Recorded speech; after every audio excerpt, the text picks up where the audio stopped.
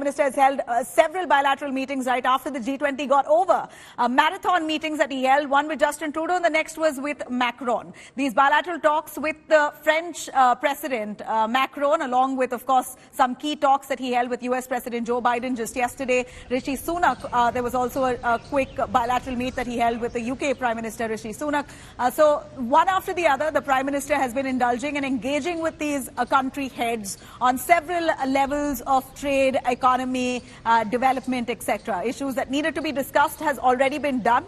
Prime Minister meeting with French President Emmanuel Macron today. The two leaders, we believe, have discussed a wide range of issues, including peace and stability, global economy and digital regulation. The meeting took place over lunch shortly before Macron's departure to Bangladesh. Emmanuel Macron hailed India's G20 presidency. The French president has said that the partnership with India is not just bilateral. Speaking on the Russia-Ukraine war, in fact, French President Macron has said that Putin is sanctioned by many of the G20 members for good reason, and that's why he's not here.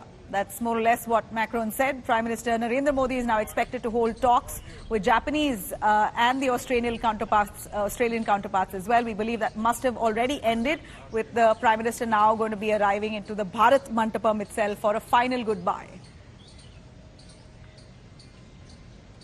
First of all, please allow me to thank Prime Minister Modi. Faithful to its principles, India did its utmost for its presidency of the G20 to serve unity and peace and send across a message of unity while Russia is still waging its war of aggression in Ukraine.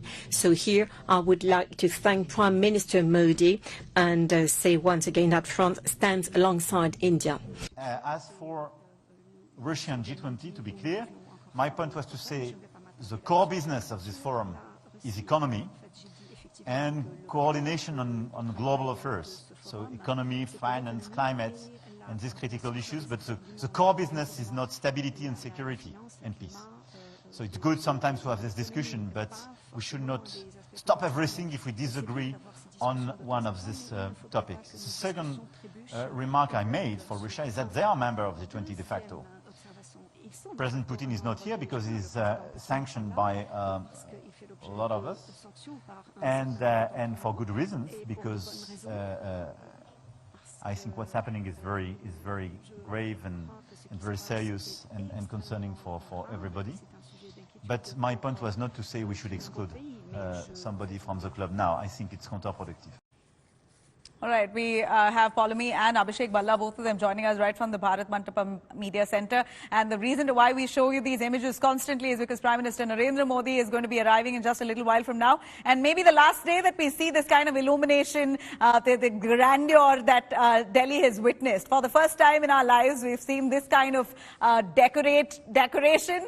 The way Delhi has been spruced up is really a sight to behold. Abhishek Balla, we're showing live images of the Bharat Mandapam right from the outside, and it's really spectacular. I can't get my eyes off it. I've passed myself through my vehicle, couldn't stop because of no accreditation, but going back and forth just to get a sight of this really stunning view. But as I say, as we wait for Prime Minister Modi to arrive, if you can take us through a quick word on the marathon bilaterals that Prime Minister has had with the Prime Minister of Canada, Justin Trudeau, and be it even Macron.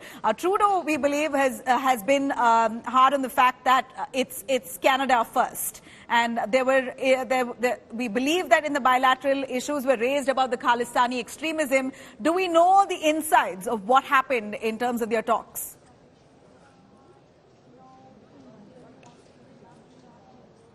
Well, Nabila, this gave the opportunity to Prime Minister Narendra Modi to have bilaterals with several world leaders at this platform when so many world leaders were present. Other than the dialogue at the summit, Prime Minister Modi has had a constructive dialogue with several of his counterparts.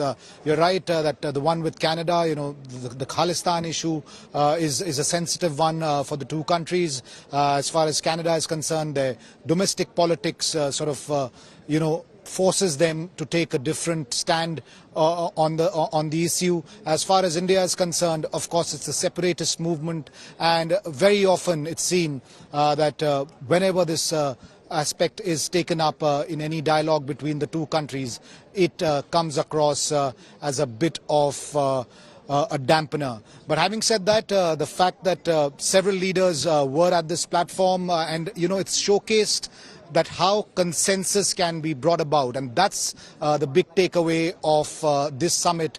And it took 15 drafts, by the way, to make sure that there is a final outcome statement.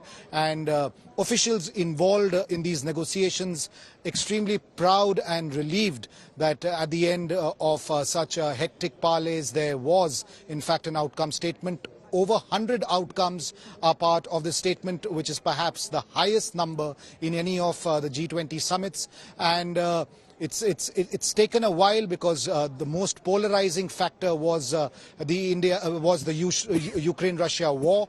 But while India maintained that this is not a platform for resolving conflicts such as this, but because there was a lot of economic distress due to the war on several countries, especially the developing countries, that's why it's a pertinent question to be raised, and that's why it found mention in the joint statement. Right. Abhishek, we in fact got the breaking that's come in by Paulami Saha, who's just got us some news about the Prime Minister's office issuing a statement on the words that were spoken or the issues that were raised with Justin Trudeau, the Canadian Prime Minister.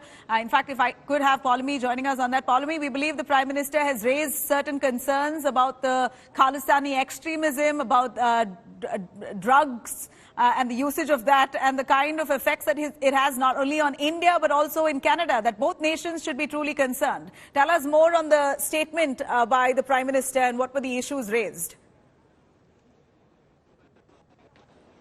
Absolutely. This is the big news that's coming in right now, and this is the statement that has been released by the Prime Minister's office on his meeting, the pull-aside that he had with the Canadian Prime Minister Justin Trudeau. And the statement, I'm going to read directly from that statement. He, that is Prime Minister Modi, conveyed our strong concerns about continuing anti-India activities of extremist elements in Canada. They are promoting secessionism and inciting violence against Indian diplomats, damaging diplomatic premises, and threatening the Indian community in Canada and their places of worship. The nexus of such forces with organized crime, drug syndicates and human trafficking should be a concern for Canada as well.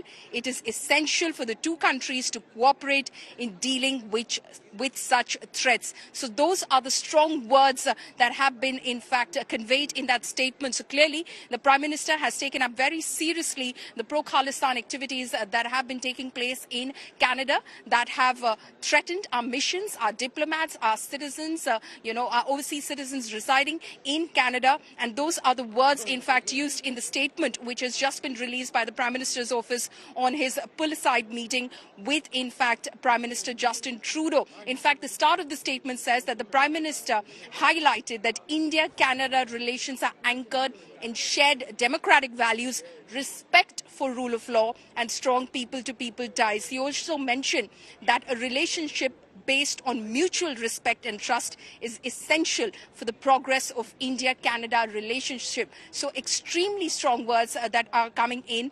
Clearly, the Prime Minister has, given his piece to the Canadian Prime Minister. We've seen, the equation, the body language has been very frosty, very cold over the last couple of days. And now confirmation coming in that the Prime Minister has raised the threats that our diplomats, our premises, our diplomatic premises, the Indian community in Canada and our places of worship face. And he's categorically stated that the nexus of such forces with organized crime, drug syndicates and human trafficking can't be, in fact, tolerated.